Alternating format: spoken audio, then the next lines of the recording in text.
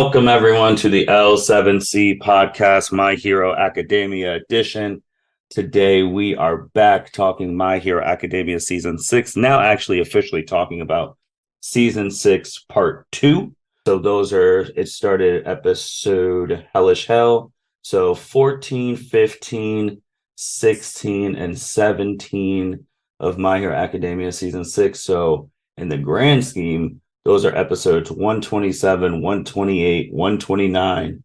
And the last episode that just came out this Saturday was actually episode 130. So the 130th My Hero Academia episode came out, and that has not come out in the English yet, obviously. So we have the My Hero enthusiast with us, Miss Andrea Alanese. How are you doing today? I'm doing well. How are you, Martin? I am doing well. We're already back talking My Hero. We actually talked it at the beginning of 2023 when we talked about the end of part 1 of season 6. That was right Yes. at the beginning of the year. Now we're here at the end of the month talking about the next 4 episodes that have happened in My Hero Academia season 6. Yep. That's it. Kind of blew my mind how quickly it went and how quickly we got these 4 episodes. I'm glad. And I can't wait to really dive into them.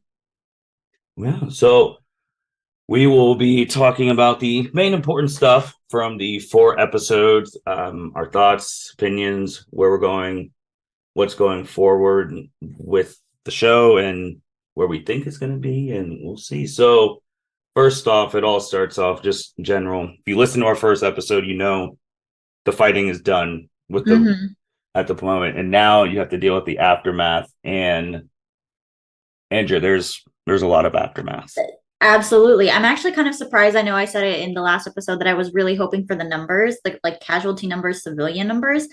They actually didn't really give any of that. Maybe they're waiting to give that to us, but I don't think so because the narration portion of that episode is really kind of future Deku kind of going over like this is what was in the report and that's it. And so that left me kind of wanting a little bit, but I mean, even without the numbers, without the level of in the real world, there's a monetary value to the amount of damage, like physical damage that was done. We don't get that either. But we do get to see some of the search and rescue going on immediately after, maybe even still during the fighting, because this is a separate location from where the fighting with Shiraki is going on. But you hear it, you see it.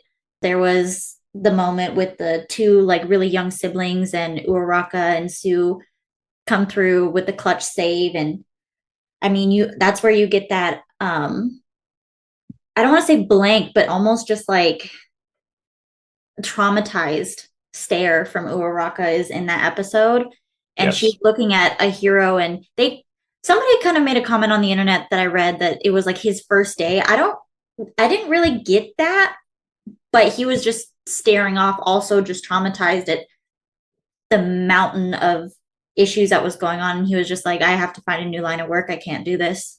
And so that those feelings of despair, of hopelessness, of just being overwhelmed were very graphically illustrated in this episode, even without getting, the start numbers that I had hoped for.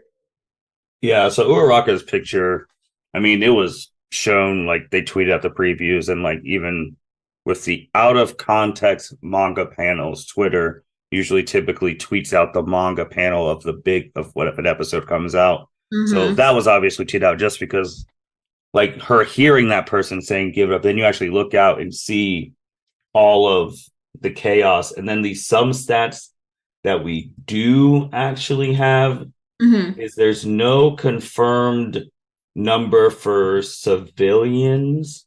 Right. It's just hundreds. It's just blanket statement. Hundreds of people, like many people died, civilians, heroes, villains alike. It's about hundreds of were killed, and then a lot of people lost their homes, obviously due to Gigantic. Shigaraki's Yeah. decay and Okay, and Gigamon that, yeah, that too. rampage. But numbers that we do have is about 16,000 Liberation Little Army people were captured. Yeah. So And 132 of them are still on the run. Yeah, with big wigs. Obviously Shigaraki, the high-end Nomus, Spinner, Skeptic, Dabi, and Skeptic, yeah. Dabi. Toby's still Toby. Toga. Wife's Toga. Toga, yeah. Toga's still MIA. Like, so the big wigs are all out there with the strongest high-end Nomus and all of that. So when you hear like 16,000 being caught, when we transition a little bit, once we're done talking about this episode, it really doesn't matter. It really doesn't, especially once we get into the next episode, which the only other like really big thing, like the biggest thing other than all of the chaos despair, one of the things that hit me in this episode was obviously the search and rescue, a lot of injured people getting taken to the little safe areas where there's medical attention. And just like a typical war zone, the emergency medics are like, hey, listen, I can't get to them. Like, Yep. they're too bad off. I have a better chance of saving these other people. Like, that's just is what it is. And like, again, real world application like that happens. And obviously that sucks. It's just, and it was hard. It was a hard pill for me to swallow watching it in My Hero, even though I know that's realistic. It just, that hurt. But the other things were the deaths. We did get confirmation in this episode that Miss Midnight and Majestic, I did not think Majestic had died. I thought because, they did show his body in one of the last kind of visual panels of the previous episode, that meant that he was severely hurt, but that he was going to make it. And in this episode, it was confirmed by, I'm forgetting her name right now, but the one that can like take her from class 1B, can take her body apart. She's green scales and all of that. Mm-hmm. Yeah, the purple scales. Yeah. That she confirmed it with. Momo was like, hey, Majestic. And we see Kirishima and Ashido like begging Miss Midnight to wake up and holding her hand. And we don't see any part of her body other than her hand and, her handcuff jiggling on her wrist. That was hard. That we saw that coming, but that was really hard. And I think that's another one of those moments that's going to mark the kids that they're no longer kids. Yeah, because I mean, that one, we've said, I've been since the preview, that one of the teachers were going to go. It was going to be a toss-up between Midnight and Eraser. And even though Eraser was on the verge of death significantly more than Midnight was, but the one time Midnight was on the verge of death, she died. Yeah. So, and animes, I mean, for the people who, My Hero, who listen to this, which thank you, this might be your very first anime that you get into. And if you're listening to that, again, appreciate it. But you could just tell the way that they were featuring Midnight, the way they were featuring Eraser, the way that Midnight was the one standing in the front in the end credits of part one. You knew one of them was going. One of them was going to go. And I mean, shoot, Eraser was going to go way before Midnight for the number 6 hero, sacrificing himself to save Eraser. Yeah. But no, it's confirmed now. With those people who saw it, see her dead, most of them haven't had that type of moment in the series, like seeing something like that, because most of them have been left on the sidelines, except for Kirishima, because he was probably like featured in season 4. Yeah. So it's a very, very tough pill to swallow for all of them, because it's like, now they know this isn't a game anymore. Like, they knew it was, but now it's something to conceptually know, but then once you actually get that in the moment, in the actual feelings that it's actually settled in, it's a totally different. It's just totally different. It completely changes your frame of thinking, your emotions. I mean, is it Sato, the Sugar Rush? I mean, he was poignant, very poignant. The whole, like, in an instant, everything can change. He was like, she was just on the radio. You just heard her voice on the radio. We just heard her voice on the radio. So she, in an instant, somebody's gone. Yeah, because that group, I mean, which I don't know if they did this on purpose or if they did it forward thinking, or that when they made that fight of Class 1A, 1B versus Giga Mantia, they made sure to take out all of the prominent 1A people who have had near-death experiences. Obviously, Midoriya, Bakugo, Todoroki, Todoroki. Uraraka, Froppy. Like, they were all out. Yeah. Ida, like, all of them were all out of that situation because obviously they've all had life or death. I mean, shoot, Froppy and Uraraka had one against Toga. They've had, like, real life or death battles, so they excluded them out of that. And people are still wondering I don't know if you want to I don't know if we should start naming My Hero Season 6, if we should call it Season 6 or we should call it Season Dabi. Because obviously... this is definitely, like, this is, I mean, up until, I mean, the future, we know what's happening, basically, hopefully immediately after these episodes. But, like, yeah, these episodes are completely capped over by Dabi. His shadow is over all of it. Yeah, so obviously people are still reacting to his confessional, wondering how Endeavor is going to respond. And then that ends with All for One inside Shigaraki saying that we are going to go to Tartarus, which I didn't even know what that place was called until I saw the picture. I was like, oh. No. I always remember that name because that's in Greek mythology, that's the deepest part of hell where the Titan Kronos, who is the father of basically all the Greek gods, is imprisoned. So I appreciated that whole Greek tie-in when they first mentioned the prison. But yeah, so basically it rolls into the next episode of, I mean, it's called Tartarus, but I mean, essentially the episode could be called Prison Break Part 2. Yeah, this actually probably was my favorite episode just because of all the terrible what ifs that I was bringing up to you that I'll bring up here on the podcast. So obviously All for One possessed Shigaraki and his army of near high-end Monomus. There were only 6 of them, though. Like, that's the other bullshit about all of this. There's only 6 of them. He only needed 6 of them. Well, they did say where the heroes, I mean, it was perfectly planned. All the heroes are recovering because all your heroes in the country are either dead or in the hospital, literally. Yeah. So, which I think is kind of, I actually do want to go back real quick because before we go into this, how shambles this whole government is right now. Oh, yeah. Because Reed Destro and them, they felt like there was a mole. So they killed Hawks' boss. Yeah, like that head person. So that's gonna come into play in the next episodes because Hawks' boss is dead. They stormed the most supposed to be secure prison in the plane. Well, in Japan. And you're like, who's in this prison? What are they doing? Obviously, All for One's real body. You know who's at the bottom. All Might in season 3 said you're never getting out, and All for One's just like, okay, sure, you're right. I'm never busting out of here is what he's like. Yeah, you're right. I'm never busting out. And he's like, LOL, but I can do a coordinated front attack on both sides, inside and out. It's like, son of a... we just have great villains there. Who else is out? Muscular, if you remember him. Muscular's out. Moonfish is out. Overall is out.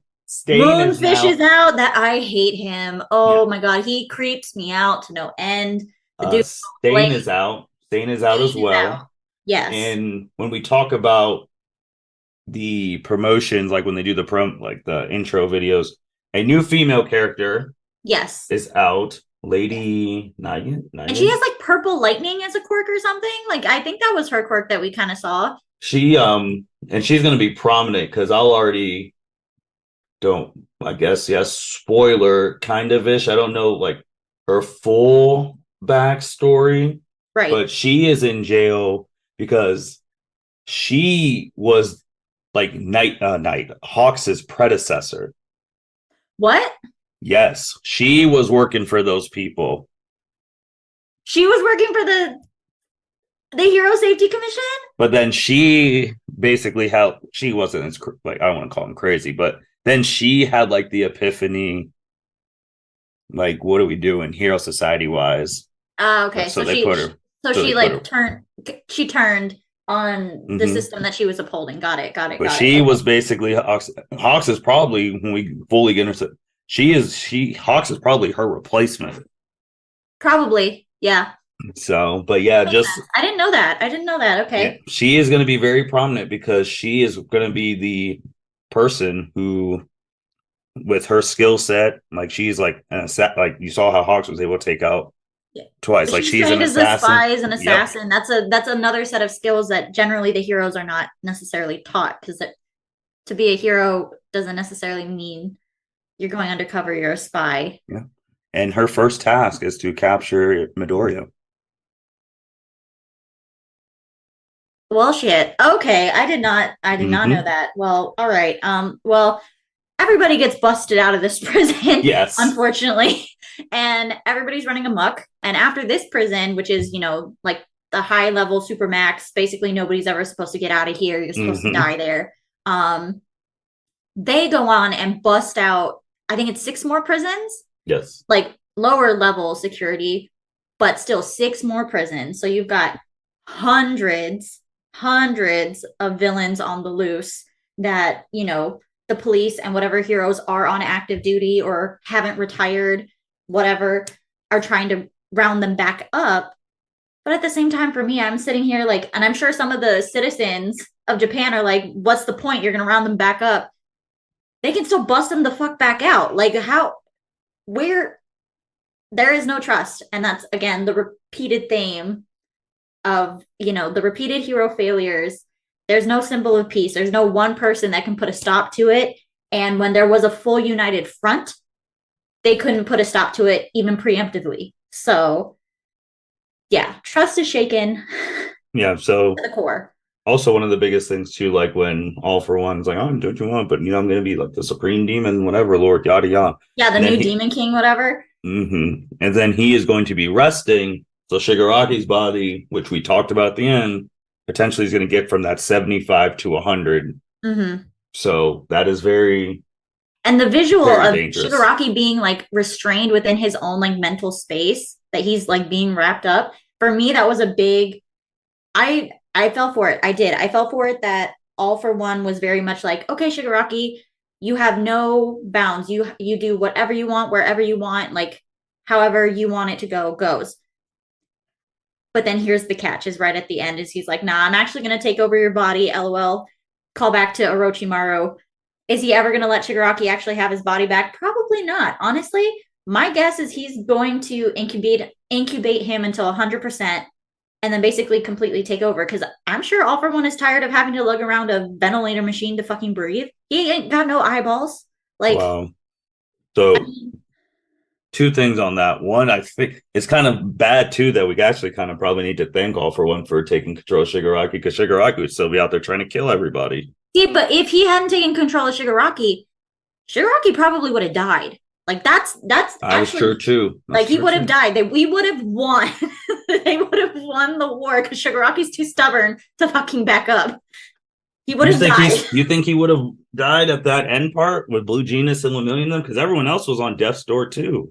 See, but I think he would have, because he came in right after Endeavor like basically flambéed him. Like right before that, before and after that. So I think All for One taking over his body towards the end of that really like awoke the consciousness, because Shigaraki was out. He was out cold. So I think truly they would have been able, if not kill him, to restrain him enough and then do whatever they need to do. I will say, during the whole prison break, during all of this mayhem, all I'm sitting here thinking is back to our other podcast about the quirk erasing bullets. I'm still on the bandwagon of like, you are an ultimate evil. You're in this prison for life until you die. Give him the quirk erasing bullets. Just do it. Like, well, it's so much easier on everybody. Like, to lead into that too, because on my thing, when you brought up like All for One having those things, now potentially not yet, because now with everyone potentially under All for One, you got Overhaul, very smart dude. If Overhaul goes out and he, like, I don't know, they show clips of the final battle, sees Lemillion with his quirk back, he's wondering how he got his quirk back, or he's even gonna figure it out pretty quick. Yeah, then obviously that's airy. Or if All for One, Shigaraki remember, I don't know if they also remember that Lemillion was like out, like how do he get his quirk back, and they meet with Overhaul, and then they make a deal. All for One says, I can give you your hands back. You tell me everything about Eri. Obviously, he tells him everything about Eri, and he would think the only people who would know where Eri is would be Midoriya, Lemillion. If Midoriya, once he leaves and goes AWOL from the school, Eri's going to be at UA. You can have them storming UA for Eri, and then Eri using her abilities to give All for One his prime physical conditioning again. Yeah. And then he kills her and takes her quirk. Well, he takes a quirk before he kills her, but yeah, for sure.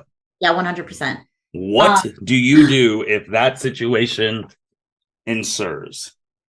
Because Midoriya will be gone by this point. He'll be off doing his thing, doing his little emo phase. Yeah. So what do you do?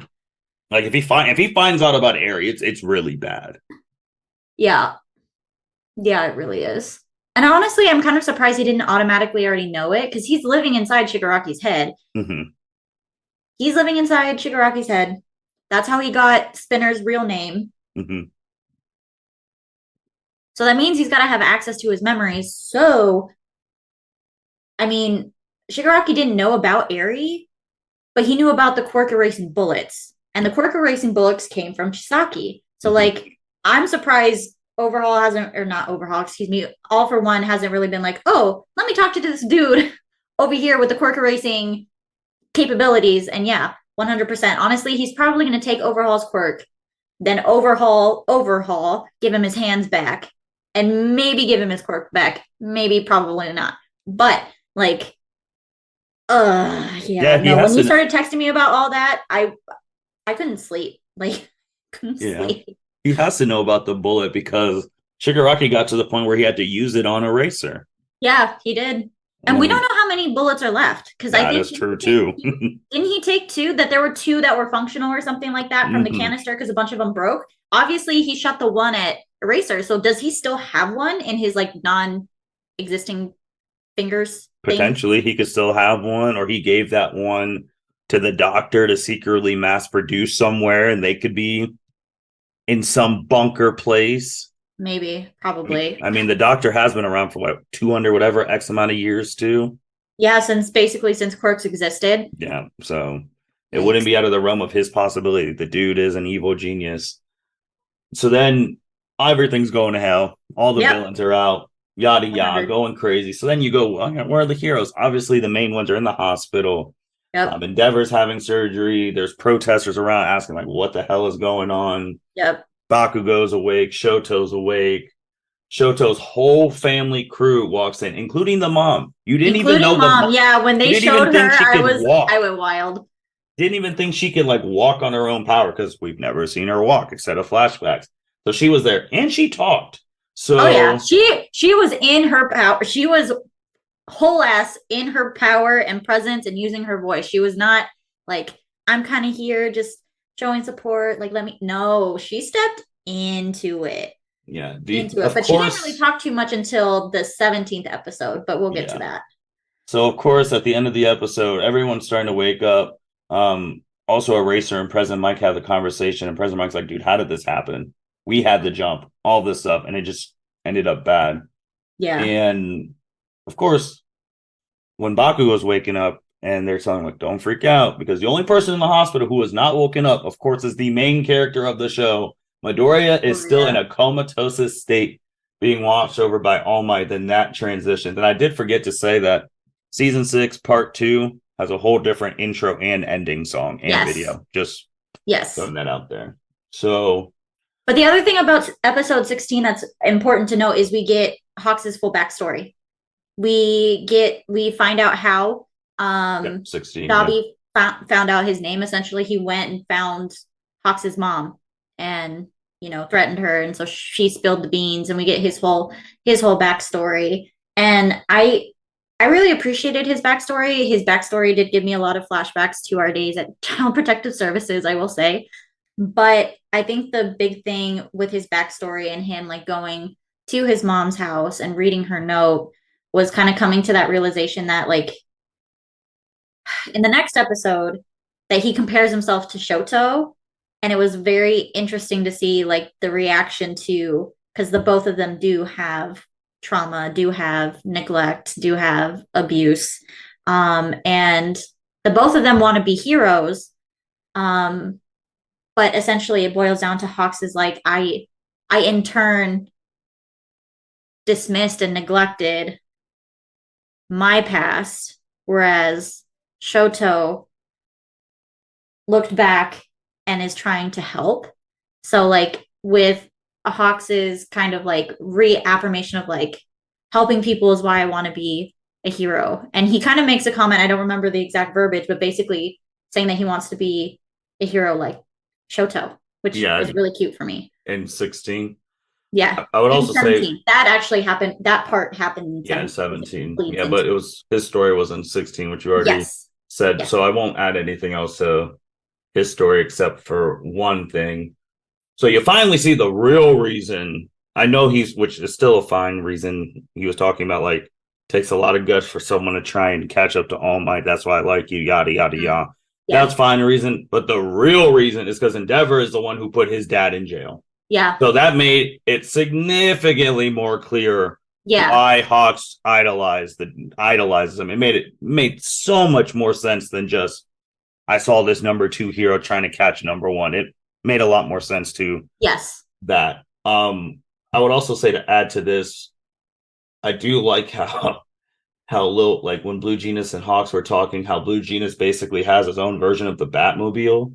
Yes. Oh my God. When they show his whip and he's got a fucking Batmobile, I was like, okay. I was like, all right. But then you really, you really see like when Blue Genius went to go help people do not trust the heroes. I felt so bad for like the washer hero because he got there, nice person, and they're throwing stuff like, "Why are you late? Yada yada. Why weren't you here sooner? What were you doing?" And then, I mean, they still help out and do what they're supposed to do because they're Wash is a hero. So but like, he didn't even do anything. And then the number 9 hero, he retired, and everyone's like, "Why are you retiring? You've been a hero for generations, and now you're retiring. Now we need you the most." And then people breaking into stores, and they're like, F the heroes, we're gonna stop you ourselves. We're gonna stop them ourselves with support items that we don't know. I didn't know there's a real. I didn't know combat when we make the situation that much worse. And it's like, I mean, that's what grocery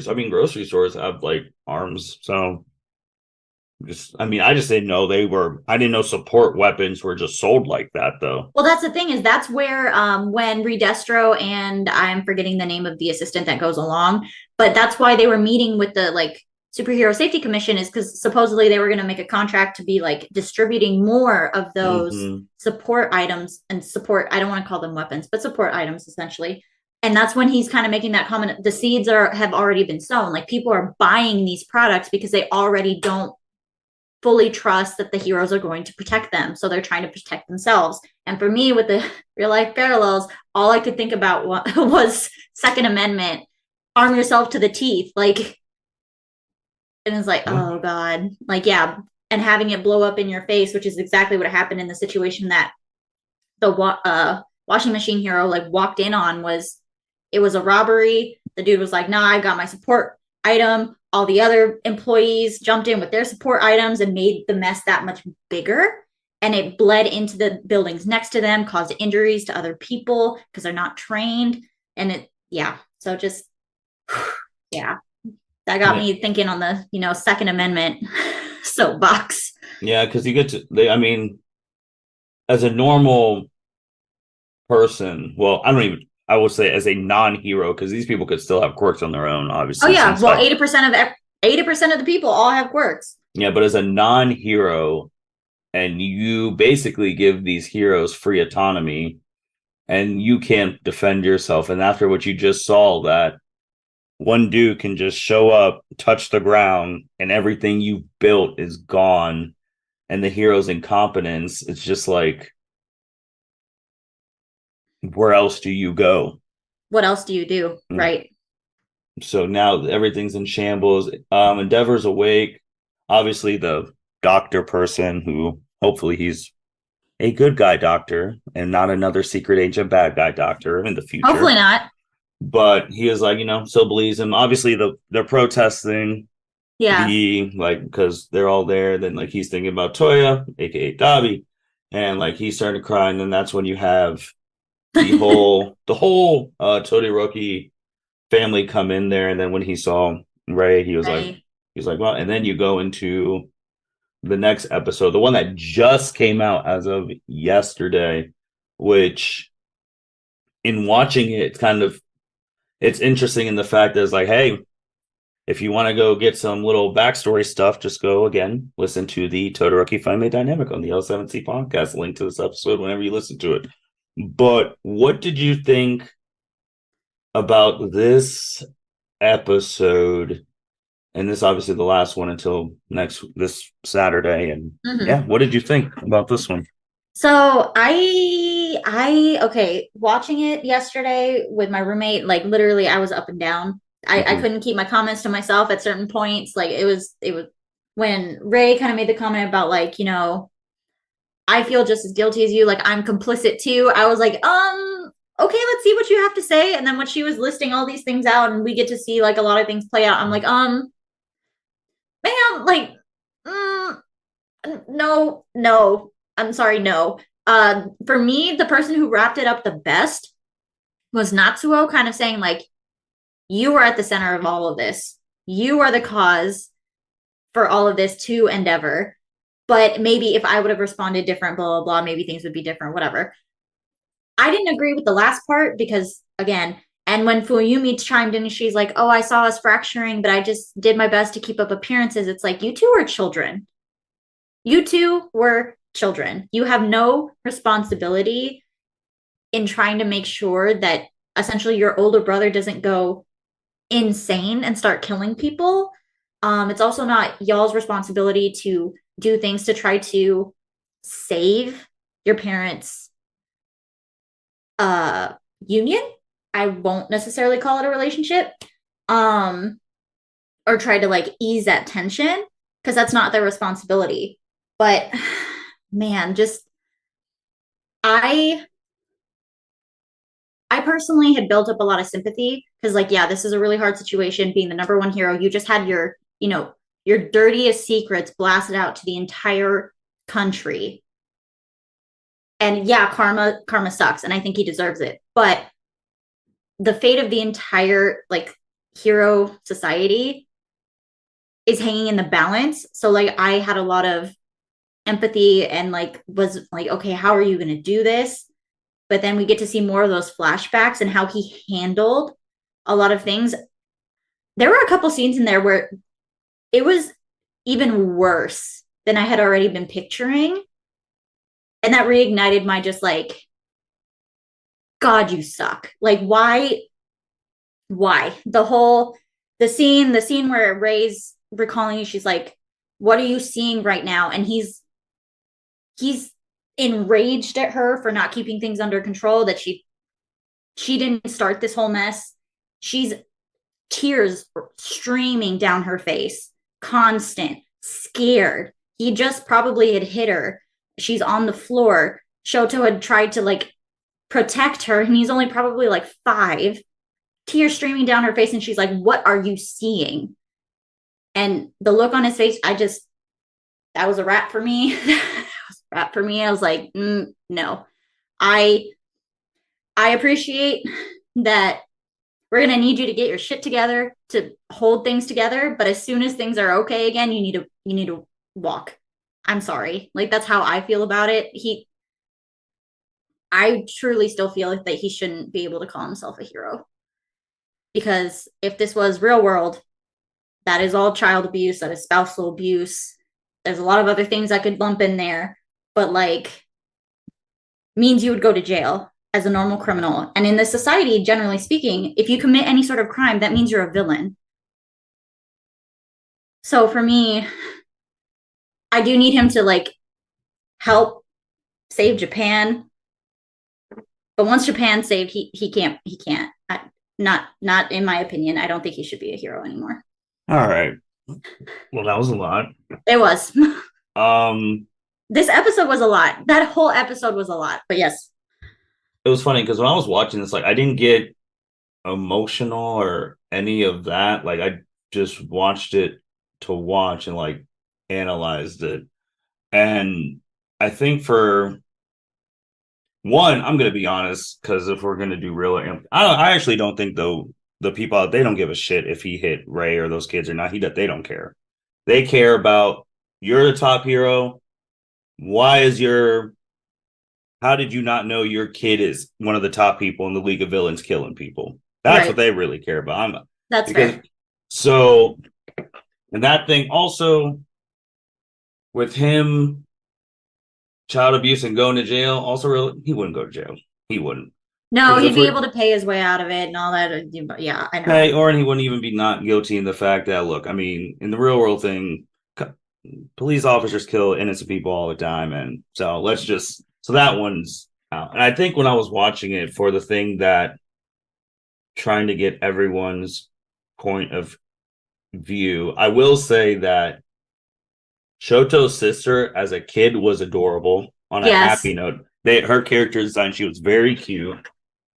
But like all of them, so like if you really want to go from the whole thing, I mean, none of this would have happened if Ray's dad would have not said no. If he would have said no, Right. I mean, so Right. there's But Ray's dad would not have been put in the situation to say yes or no if Enji Todoroki hadn't been like, I need to bioengineer the perfect hero to be All Might. So let me marry somebody who's got a nice quirk.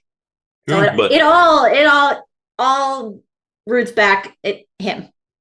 true. But the thing is that I mean, he's not the only person who was doing it. I That's mean, it's true. just he is because of the story thing that he's publicized. Like they both could have said no, and then this would have just maybe would have found someone else or not of the things. I will say too that like watching, obviously, there's a lot of stuff that was bad, but it's one of those things like what would you do if you were a Mm-hmm. parent in those situations? Because obviously, if someone looked at our lives from a TV thing, they could say that my parents messed up or your parents messed up or you've made mistakes, so have I. But Mm-hmm. it's just one of those things that I'm looking at it at the beginning when he realized that Toya's stuff was hurting him, he told him to stop. Right. So that was the right decision. Now, obviously, like continuously you're trying to have kids to get the perfect one, that's not the greatest thing, No. but it's just one of those things where it's like he told him to stop, he didn't, and then he said that like Toya adopted his like foolishness of like Mm-hmm. stubbornness and all that, which he did because he was training in secret, and then he was like, just forget about being a hero. There's other careers, but he obviously he's like, you're the one who Wanted. wanted me to surpass thing. And then I understand where he's coming from too from real life thing because he's the oldest. So like Yeah. always there's He was pressure the first on one. yeah, He the was the first firstborn one. too. So there's First son. always pressure on Yep. that. Yep. You want your parents' admiration and you don't and firstborn children are typically seen as the screw like the test experiment because then Yes. once you have other kids, the parents know what they're doing and Mm-hmm. you get tossed to the wayside. And then with the hit scene, obviously don't condone that, but it was building to I was like, now I see how this all built to this part. Like because when you were watching it like season 1 and 2, you're like, he just randomly just hit her. Right. Like so now like that and then she retaliated, then everything broke, and then everyone just went crazy. And obviously if he would have went when Toya told him to go to that forest, Yeah. it would have been prevented. Dabi wouldn't have been created. I don't know. We still have to find out if it was the doctor who just randomly Picked him picked up. up the Yeah. body and brought him back. And all for one's like, oh, this person has a great potential. We got to bring him. We got to bring him Bring him into the back. fold. Yeah. Yeah. So it's one of those things too because now they're all gonna stand together to beat Dabi, and then the old is like, this is just for this Just for thing, now. Not which what I was is being like, just for now. And I'm like, thank God. Okay. Because when they were all like, we like your spirit shattered, so we're gonna stand with you. And I was sitting there and I was like, okay, like I feel it, but like, I'm not sure how I feel about this long term. And then he hit him with the for now. And I'm like, okay, thank you. Well, yeah, he's the only one. All of them have already. It's already been shown this. All of them have already forgiven him to an I extent. don't with Ray's tone. I don't think she's maybe I'm using forgive improperly in this sense, but like I feel like she's still pissed at him. I feel like she's still like, nah, fam, like I can forgive you, but I want nothing to do with you in that sense. Um, I got a whereas whole different. Fuyumi is the I forgive you, I still want to make this work, if that makes sense. So like it's not the same level to me, but I I think Natsuo's kind of perspective is more, I don't want to say realistic. I personally, if I was in that situation, I think I would, that's kind of more of the mindset I would have. And watching it, that's what I was hoping for. And so that's why when he finally said it, I was like, oh, thank God. Yeah, I disagree with the Wraith thing though. From when she said at the beginning of the episode, her anger is more in the fact that she also did not realize that was her own son. Because she even said, like, I did not know that was Toya. And that infuriates me too.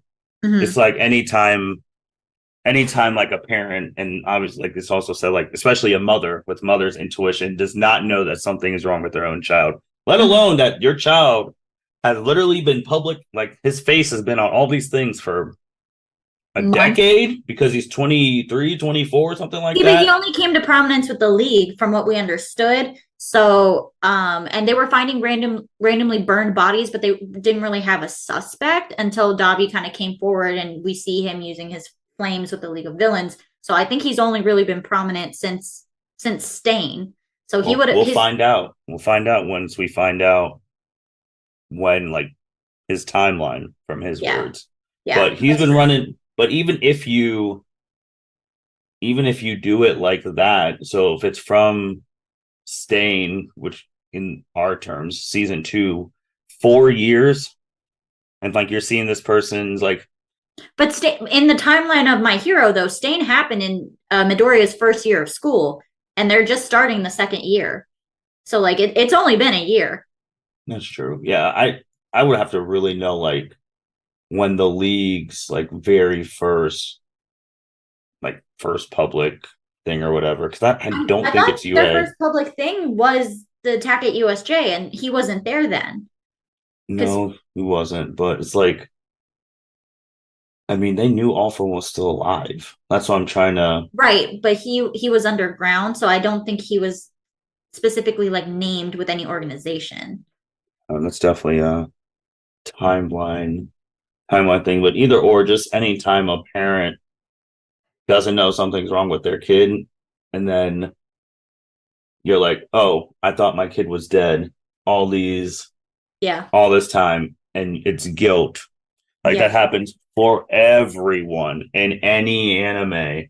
When Obito was revealed, Kakashi couldn't even move for, like, he Yeah. had the same thing Endeavor did because he felt guilty. Mm-hmm. So it's like, it's one of those things too, that it's one of those, they got to get over themselves at this point in time, because Yeah. no offense to them, their little family drama is not as Yeah. It's important as not the their fate. family drama anymore. There's more at stake.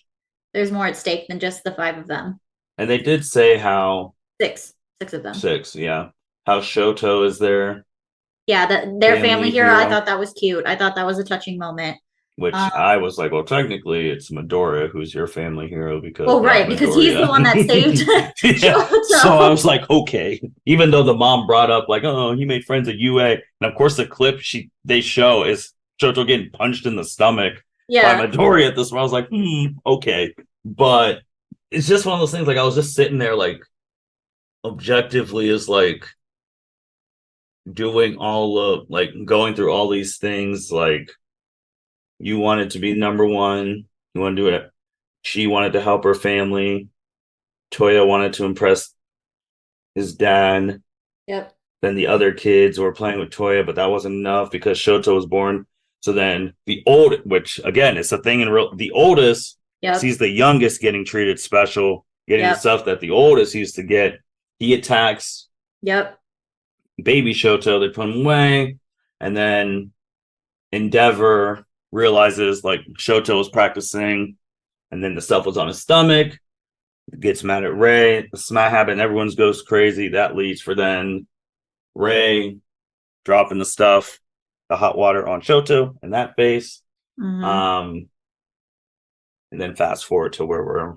Yeah. Well, then Toya's in the fire that explodes, and they all come down. And it also when we actually got to see how like his reaction, I didn't realize. So he wasn't depicted as being a crier, but it was definitely shown that when his emotions are heightened, he does cry. And so when he realizes dad isn't coming, he's crying up in the mountains, and basically his flames go out of control. And so that's when we see literally his under eyes go up in flames. And so like that, I had questions about like, okay, yeah, like I know your flames burn you, but why the hell would you purposely like have your flames coming out of like underneath your eyeballs? Like what? So that cleared up a lot of things for me. But just, yeah. And sibling rivalry, this is taking sibling rivalry to the extreme. I mean, Toya essentially didn't have this reaction to Natsuo because Natsuo didn't have the right quirk. Because when Natsuo was born, there's that shot of him being like in the room hearing the Natsuo crying like as a baby. And you can tell that he's kind of got like bated breath of like, is this my replacement? Like, this is my replacement. But Natsuo didn't have the right I don't even know what he can do. Honestly, I know you like when you talk about, I'm sitting there, I was like, dude, what do you do? Like you're in class, like, okay. I'm like, but what do you do? Like, do you have powers? Like, what's your power? I thought he had ice. I thought he had an ice quirk. Yeah, probably. He just, but honestly, in the terms of like self-defense, he's useless. Oh, well, yeah. He's never trained his quirk. Neither has Fuyumi. So like, they're just normal, regular, quote unquote citizens that don't have any permission even to use their quirks. I was actually surprised to see Rei use her quirk because she started using it when she noticed that Toya was like getting really worked up and potentially was going to attack Shoto, and he did. So I was actually kind of surprised she was used to using it because, like, again, technically you're really not supposed to unless you have a license. But regardless, but yeah, I think the biggest thing for me was also just as much as like for me, I harp on the whole karma thing for Endeavor. This episode very much laid out the whole you reap what you sow. Because he did. He's the one that entrusted kind of that mantle of like, okay, surpass All Might onto Toya. And then you're right, like to protect Toya from hurting himself, told him to stop using his quirk. But like, there was no follow through. There was no follow up. It was just, okay, that sucks. Let me keep trying to make more, and just pushing him off to the side, not listening to him, not recognizing him, not seeing him. And even though he knew, like he kept having the burns, he saw the burns on the stomach, and it's just like, I know in my mind what is right, but I'm not hearing anything. And Ray's the one that called him out and was like, listen, be a hero, you're running away. He started this, he stoked those flames, and when towards the end back in the hospital, he's like, I thought if I went up there and saw him, I would be adding fuel to the fire. And it's like, no, Endeavor, what's been adding fuel to this fire the entire time is your emotional neglect of him, that you're not paying any attention to him, that you're not hearing him. If he would have gone up there, yes, things could have been different. I don't know if they would have actually been different, if it would have just like kind of like put a solve over it for Dabi to eventually come out a little bit later, but still, like, Endeavor ran away. Well, he ran away. Because he ran away from Toyo in that woods thing, and they all thought he died. They all did. Yeah. I will say that Endeavor in that, because once you got to get to the point too, where once you have to hold accountability for yourself.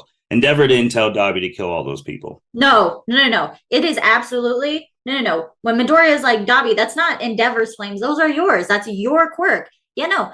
Endeavor is not responsible for Dabi killing people. Absolutely not. He's responsible for the trauma that he put his family through and Dabi/Toya through. Yeah, but Dabi's reaction and his actions afterwards are completely his own responsibility. Yeah, because he's responsible for the trauma because each one of them have decided to do their own thing. School teacher, which I don't, yeah, school teacher, student. Yeah, he's a college student, not Yeah, so a college expiring to be a hero. So it's just one of those things too, where it's like we've gotten to the point, like obviously none of you people could change the past. It ain't No. happening. It's Mm-mm. not. So whatever happened, it's happened. You, each family is different. You Mm-hmm. make amends the way you want to make amends with it. If you guys want to Or stick not. together or not, but not. This is a freaking anime. They're going to make amends with it. Just Mm-hmm. saying, because we're talking about the stuff that Endeavor is doing here. I mean, there have been anime characters who've done way worse, and they are still super popular, Yep. and their past get erased like nothing happened, a la Mr. Sasuke Uchiha. So Yes. it's at that point now where it's like, look, man, no disrespect to your family. You guys can go to therapy after Shigaraki's dead. Yep. So, Yep. and at this point, probably Dabi too, because of course we have no one can have privacy these days, and Hawks and Blue Genius come in, they're yapping it up. Hawks is beat to shit, obviously Yeah. using a phone, and like you talked about bringing up how talking about like Shoto and all of Mm-hmm. that stuff.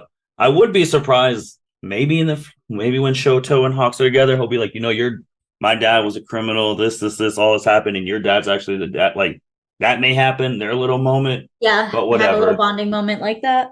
So then obviously you get to the point where they heard about One for All and the other part that we said in the preview. All secrets are about to be exposed. Yep. And then Endeavor remembers saying Deku. They try to go talk to Deku. They're like, you can't go in there because All Might said just him and Midoriya. And then All Might's like, he's in there in the He's comatose probably in there state. talking to the other wielders, and I'm like, yes, finally a meeting. Like, okay, like it makes sense. But Yep. before all of this is Hawks is putting it together because the reporters asked Ray and Natsuo Buyumi, what's all for one for all? What's one for all? Like, is Endeavor connected to one for all, or like what is it? And it's like, Yeah. So that's going to be bad in the sense. yeah, I mean, which I said that's going to be the reason he leaves. I said at the beginning, that you did, absolutely, you did. his secret's going to be exposed, and not just All for One. There's going to be everyone coming for him, because if they do the full thing, my quirk came from All Might, then everyone's going to be like, we have a chance to steal the quirk that made All Might All Might. We have to go kill this kid, Yeah. and we got to go take it. So I think also, and they were giving Endeavor the rundown. The whole place has gone to shit. And Hawks' boss is dead. They're gone to shit. They're calling heroes from other countries. Yes, and that was the point when that happened. I was like, "Where the fuck was this?" Yeah, that was bad. That was Oh really bad. man, I understand. I guess one person, Shigaraki, and them is not I don't want to say Avengers level threat. I guess an Avengers level threat, but yeah, he trigger bombs are, because you're just nuking the whole planet. So I guess that's when their UN wants to get involved, but not. But maybe they'll get involved now that they know All for One is out of prison. Well, yeah, because they know now he's out of prison. right. So, and I think with the biggest thing with that is the preview.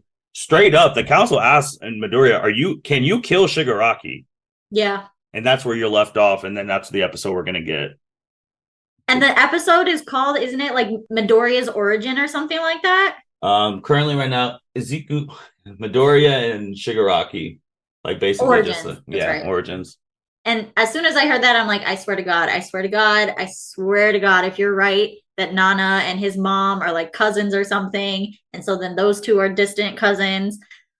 Oh my God. The Okay. thing is, All Might would get. All Might would be getting the same shit too if like they came out like, how did you not know your master's grandkid was the leader of the League of Villains? Like if that shit comes out, he'd be getting in trouble too. Mhm. It's rough because public opinion is everything. Dabi got to everyone first, like he's thinking he's probably moving up for All for One's maybe right hand man Yeah. now. So what do we? And then Blue Genius is like, oh, the top three heroes. We're gonna Top three heroes. team up. And I was I mean, like, I love Blue Genius. I mean, even when he walked I do past too. Bakugo, he called him. I think Blue His Genius whole is my name, favorite.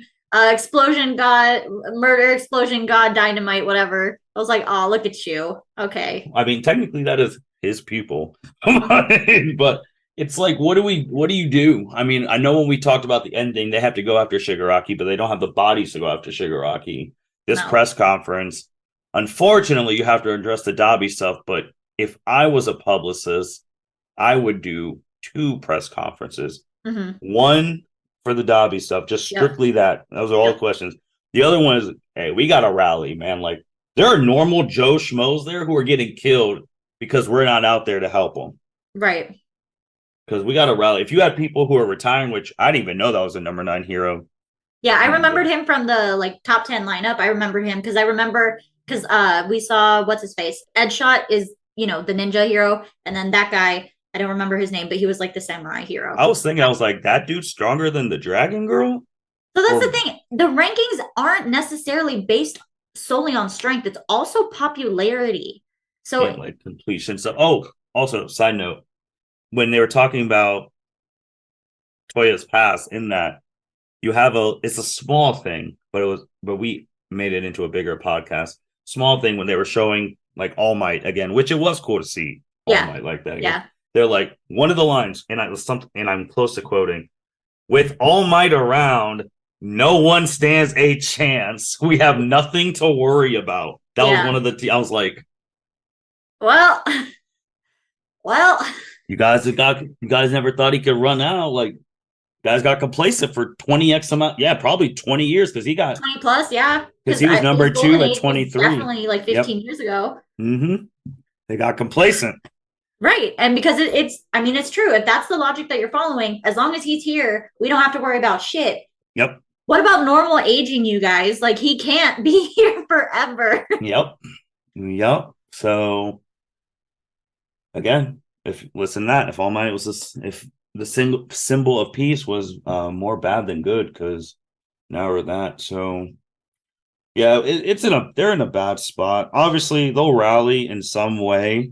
Somehow. I wonder now which kids are going to drop out. Yeah, that's a good question because we haven't seen everybody from the class. We've seen the people who were hospitalized for injuries. We've seen a couple people that were off-site but were there to like inform or visit. But yeah, we haven't seen everybody. So, maybe people have dropped out. Also, we still have a motherfucking traitor amongst us. Yep. So, like, where are they at? Who are they? Yep. It's a problem. We got a lot of stuff now. And now Stain's back in the game. So, God. He might kill the other remaining heroes that are trying to do stuff. See, my thing is, I wonder if Midoriya is going to get in trouble and be on the verge of something, and Stain's going to pop up and save his ass again. Like, I could see that happening because again, he is deemed Midoriya worthy. That's interesting. We're gonna see. Andrea, anything else? No, I think I just have one more shameless plug for our previous podcast. It is currently January 29th, so that means Valentine's Day is a couple weeks away. We will not have another episode before or coming out on Valentine's Day, but we did have a Valentine's Day special episode last year going over our favorite ships. So if you would like a more lighthearted podcast topic to listen to, please check that one out. We did, and I still stand by Bakugo and Uraraka. Will that happen? Absolutely not. She's destined for Midoriya, but I feel it's a cute ship. I second that motion. It's a cute ship. It's not happening, but it's cute. No, technically Bakugo is he's danced with Uraraka more than Midoriya has currently. So just going off of that. But yeah, they're in a time where it's desperate. Obviously teamwork is great, but we'll see where it goes from there. Mm-hmm. I will be kind of pissed if when they find, like, obviously the world, I'll be kind of mad when they talk about One for All and like Midoriya and All Might are not part of the thing. Like they just blab into the fucking world. I will be mad about that. Me too. Unless hopefully they twist it in a way like, oh, it's a quirk. that All For One wants to get to take over the world. That's all you got to say. But obviously, Midori's, they're going to know it's Midori and they got it. Yeah. Right. But they have to keep some sort of level of secrecy. Like, right. They have to. I would hope. I would fucking hope. Yeah. Because they'll say that. They're like, we don't need to put you in hiding. Midori's going to say, no. And then he's going to leave. And then that's it. Yep.